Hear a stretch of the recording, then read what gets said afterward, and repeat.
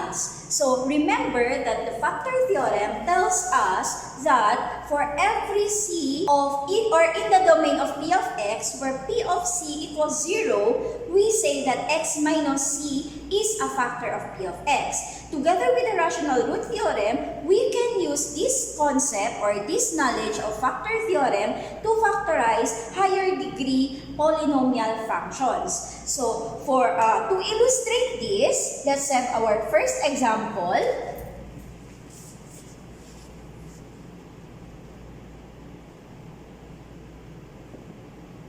Factor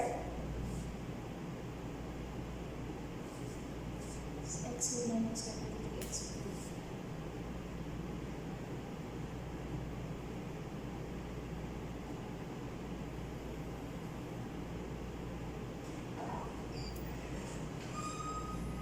Baliktad.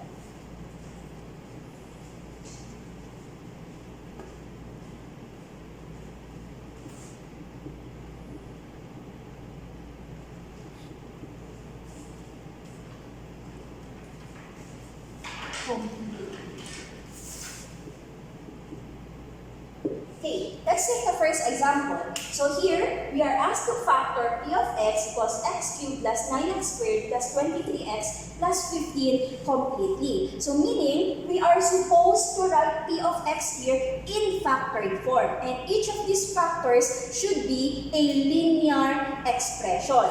So here, what we do is, we apply the rational root theorem to identify the factors of p of x, the rational zeros of p of x, and then coming up with the factors, and also of course the factor theorem. So step 1.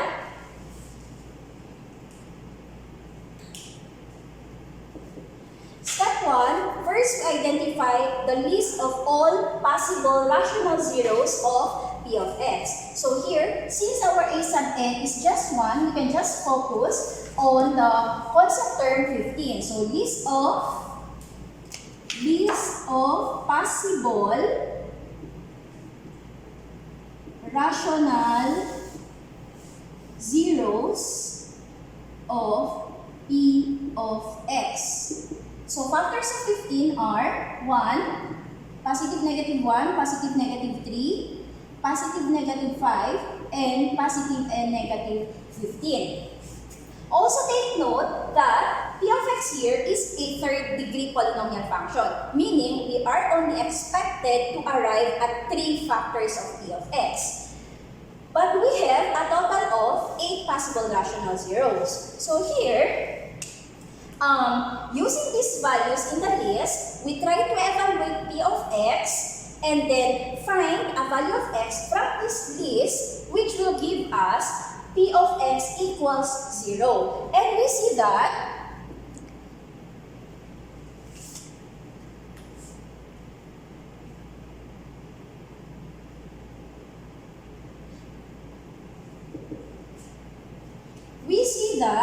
p of negative 1 is equal to 0. If we evaluate p of x at negative 1, the exact value is 0. Hence, from the factor theorem, we can say that x plus 1 is a factor of p of x. That would be our step 2. So our step 2 would be to find 1 0 from the list given in step 1 that satisfies the equation p of x equals 0. In this case, we get negative 1. And then after that, we proceed to step 3. So here, in the step 3, we will apply the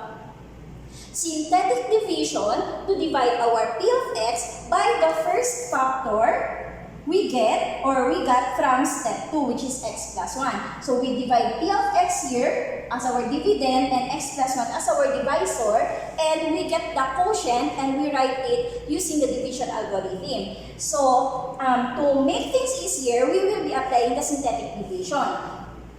Synthetic division, this is negative 1 here, which is the 0. And then here, we write the coefficients of p of x in standard form, meaning in decreasing powers of x. So since this is a third degree polynomial function, we start with the leading coefficient 1, followed by 9, then 23, then 15. So synthetic division, again, first step, bring down 1. Multiply this number with our c and write it here. That's negative 1. Then next, we add these two numbers. We get 9 plus negative 1 is 8. And then we multiply this again. That's negative 8. Then we add again. We have 15 here. And then here, we get negative 15 product. And here, we get 0. So remember that in synthetic division, the last entry in the third row is the remainder. So this clearly tells us that negative 1 is indeed a 0 of p of x, since p of negative 1 is actually equal to 0. So from this, we write p of x, using the division algorithm. So p of x equals the divisor, which is x plus 1, times the quotient. Here, these are the coefficients of the quotient. Now, since p of x is a third degree polynomial function, that means that our quotient should be a second degree polynomial function. So this should be the coefficient of x squared, followed by the coefficient of x, and finally, the constant term 15. So now here, after step 3, we are able to write p of x in factored form, two factors. One is a linear factor and the second one is a quadratic factor. But this is not yet the final answer because the second factor here, x squared plus 8x plus 15, which is a quadratic factor, can actually be factorized further. So we proceed. To step 4. Now, you have two choices on how to do step 4. First, you can repeat the entire process here, step 1, 2, and 3, or you can just factorize x squared plus 8x plus 15 right away using factoring techniques you learned back in grade 9. So here, we have p of x equals x plus 1 times x squared plus 8x plus 15. So remember that to factorize this, we try to find factors of 15 whose sum is positive 8. And we get 3 and 5. So hence, we have x plus 1, x plus 3, and x plus 5 here. Now, since p of x here, the original function given in standard form, is already written in factored form, each of the factors is a linear factor, that means this is already factored completely. And this is our final answer. So here, third degree polynomial function, 3 factors. This is consistent with what we said earlier. Okay, so for our next example, we have p of x equals 3x cubed plus 9x squared minus 30x, where we are asked to factor this expression or function completely. So here, if we try to look at the given carefully, 3x cubed, 9x squared, and negative 30x, each term in this polynomial function actually has a common monomial factor. So, and that common monomial factor is 3x. So, what we do here is, we factor out first the common monomial factor. Hence, we get, factor out the common factor 3x, and then we place it outside the parentheses. So the 3x squared now, 3x cubed here, after factoring out 3x, we get x squared, and then 9x squared. Factoring out 3x, we get 3x, and then negative 30x becomes negative 10. So here, after factoring out the common factor 3x, we already have here p of x as a product of two factors, 3x and x squared plus 3x minus 10. Now, if we look at the second factor carefully, x squared plus 3x minus 10 is just a quadratic expression, which we can simply factorize using the factoring techniques we learned in grade 9. So here, how do we factor this? We look at negative 10. We find factors of negative 10 whose sum is positive 3. And these factors are 5 and negative 2, because 5 times negative 2 is negative 10, and 5 plus negative 2 is positive 3. So here, to write the factors of p of x, we have the first factor, which is the common monomial factor 3x, and then the factored form of x squared plus 3x minus 10 using these numbers, which are x plus 5 and x minus 2. And then from this, we see that p of x here, which is a third-degree polynomial function, is already written in complete factored form. 3 linear factors, third-degree polynomial function, we see the consistency here. Okay, so for our next example, we are given with a fourth-degree polynomial function. So we are asked to factor p of x equals x raised to 4 minus 2x cubed minus 7x squared plus 8x plus 12 completely. Again, we have to take note that the end product here should be factored form of p of x, where each factor is a linear factor or a linear expression. Okay, so first, we look for common monomial factor. And here we see that there is none. That means we proceed to the steps we applied in the first example. That is, first applying the rational root theorem by listing down all the possible rational zeros of p of x. So step 1, list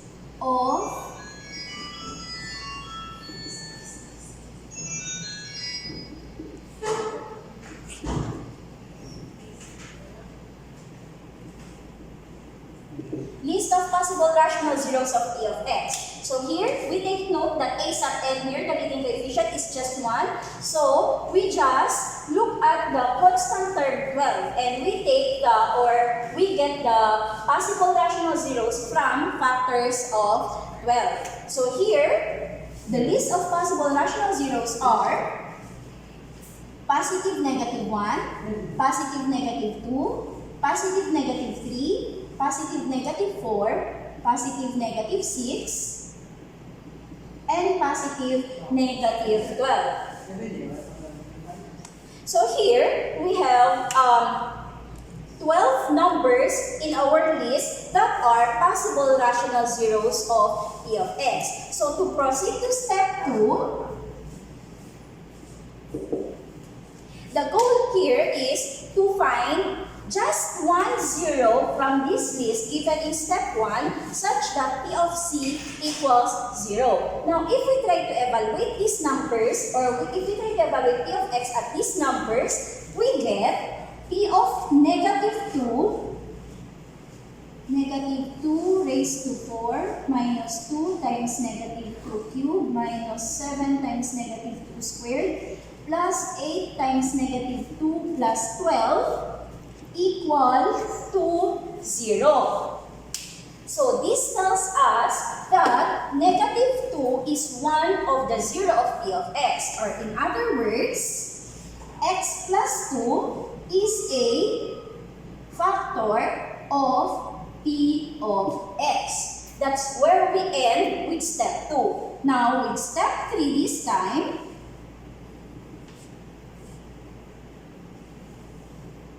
we will try to, with step 3, we will divide p of x with x plus 2 here, which is the result in step 2, and try to get the quotient or write the quotient using the division algorithm. So, we divide them again using the synthetic division.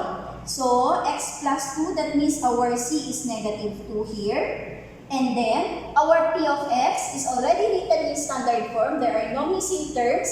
So, we just write the coefficients 1, negative 2, negative 7, 8, and 12. So, we divide this using synthetic division. So, bring down 1, multiply with negative 2, add, multiply, add again, multiply, add again, multiply, negative 12 equals 0. This is also one way of verifying that this number is an actual 0 of p of x. Once you get a number here that is not 0, there are two possibilities. First, negative 2 is not a factor of p of x, or second, you made a mistake somewhere in the solution. So you have to check. Before you proceed to step 4, you have to make sure that this number here is actually 0. So before we proceed to step 4, we write the answer using the division algorithm. So p of x equals a divisor, which is x plus 2. Now, since p of x here is a 4th degree function, that means our quotient should be a 3rd degree polynomial function. So this should be the coefficient of x cubed. So that should be x cubed minus, this one is for x squared, this one is for x, so that should be plus x, and this should be the constant term here. Now, so the end product of step 3 is already a factored form of p of x, but this is not a complete factored form yet, because the second factor here is a cubic expression. So we have to factor it out completely. So what we do here, since this is not quadratic, what we do is we repeat the steps 1 to 3. So we list down again the possible rational zeros, but this time we will focus our attention on the quotient, which is x cubed minus 4x squared plus x plus 6. So here, the step 4, list of possible rational zeros again. Possible rational zeros. This time of the quotient taken from step 3, which is x cubed minus 4x squared plus x plus 6. So here, factors of 6 only. Positive negative 1, positive negative 2, positive negative 3, and positive and negative 6.